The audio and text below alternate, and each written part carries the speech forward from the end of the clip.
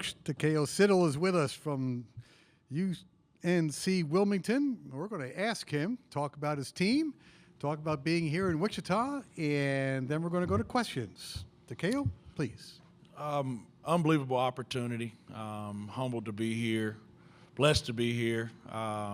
This group has been very coachable the whole way. They've done everything I've asked them to do. They've worked really hard. They've connected in a major way.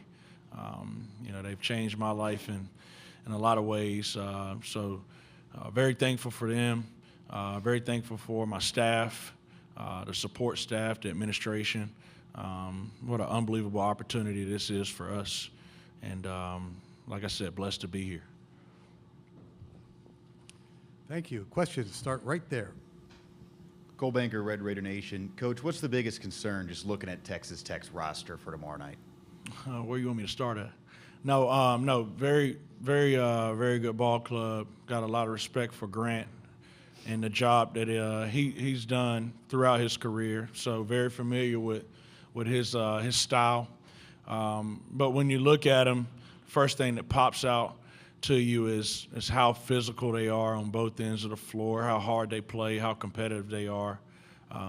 So you have to address that with your team first and foremost, and then when you start diving into their personnel, they're pretty deep, and they don't have much drop off coming off the bench. They have star power with JT Toppin and some of the other guys on their roster. I think they're a complete team for sure. Like I said, got a lot of respect for Grant and the job that he's done, but we're going to have our hands full. I know our guys are very excited. I know our guys are ready to compete, and we're going to go out there and compete to win. Does it make it any more difficult preparing for a team that's had injuries like Texas Tech has been dealing with, specifically their top two shooters, essentially, with Chance McMillan and Darian Williams? I wouldn't say it's made it more difficult. I would say for us, and we've done it all year with teams in our league, if they've had players that hadn't played or coming off injuries, we've always prepared as if they were going to play. And that's exactly what we've done for Texas Tech. Coach, what do you remember about most, I guess, with meeting Coach McCaslin? I know y'all haven't really had too much time together, but just with those times a couple years ago, and do you take much from that game, maybe the schematics of how tough that team played into tomorrow's game? Yeah, took a lot from it. Obviously, I didn't watch it. I didn't rewatch that game because different personnel, different place. But when you look at Grant's teams, very competitive, extremely physical. They play extremely hard. And so that I tried to get that point across to our guys. If we don't have the fight that we need to have, it can be a tough night for us. But I know we've had that fight all year. I know we'll be ready to compete. But that's really what I talk to them about the most, is being ready to fight on every possession. And any loose ball out on the floor, we need to be first on the floor because I know they're going to try to be first on the floor. So if you see the shirts that they wear in practice, toughest team wins. The toughest team's going to win this game.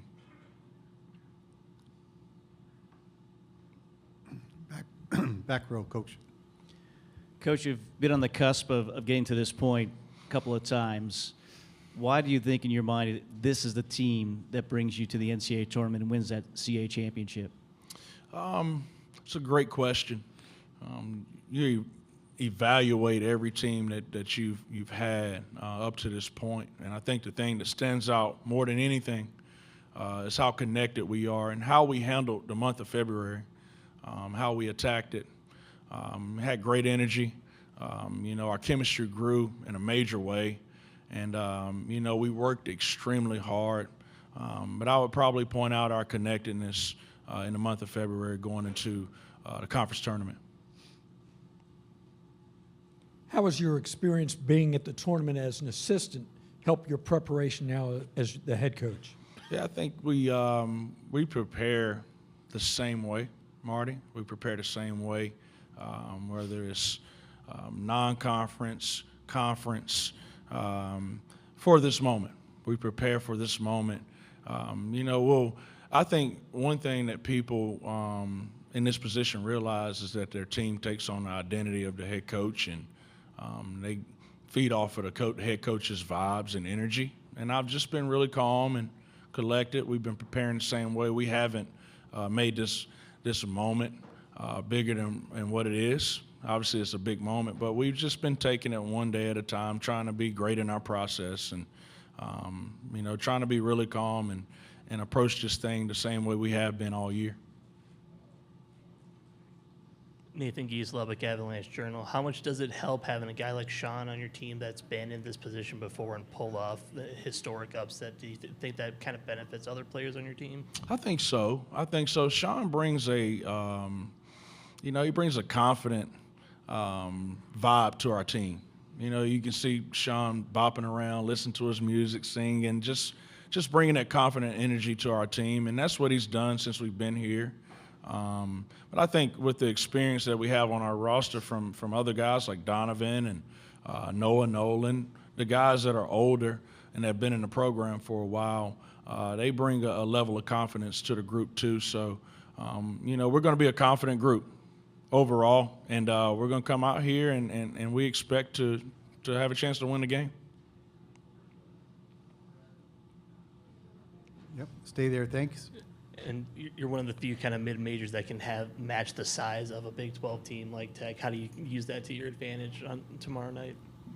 It's a good question. I think that offensively we have to continue to be who we are, and I think that's what's gotten us over the hump this year.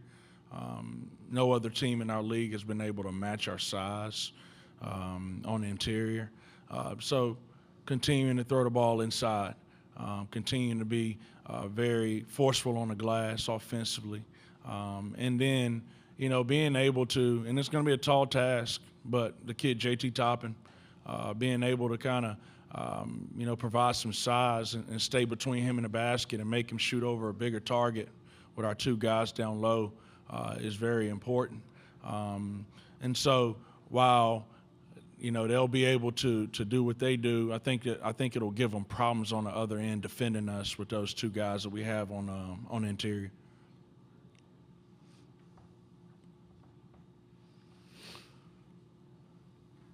All good. Anything else for the head coach of the Seahawks? All right. All right. Thanks. Thank you very much. Do you have Your another time. one? Got one? Coach, you mentioned about just the size of how big do you think just the rebounding battle? Coach McCaslin, he preaches that almost every week, just out rebounding. I know you guys are great at the free throw line as well, just because of getting those big boards down. How big do you think winning the rebounding battle obviously will be tomorrow? Oh, it's huge. It's huge. That's something that we talk about a lot. I think we've only lost the rebounding battle 5 times this year. Every time that we've won the rebounding battle, except for maybe one, I think we tied. We've won the game. We've won the ball game, and so it's huge for us. I think having Harlan Obioha is very huge. He's him and Sean Moore. They're our best defensive rebounders. So I think that's a huge stat for us to make sure that we focus in on.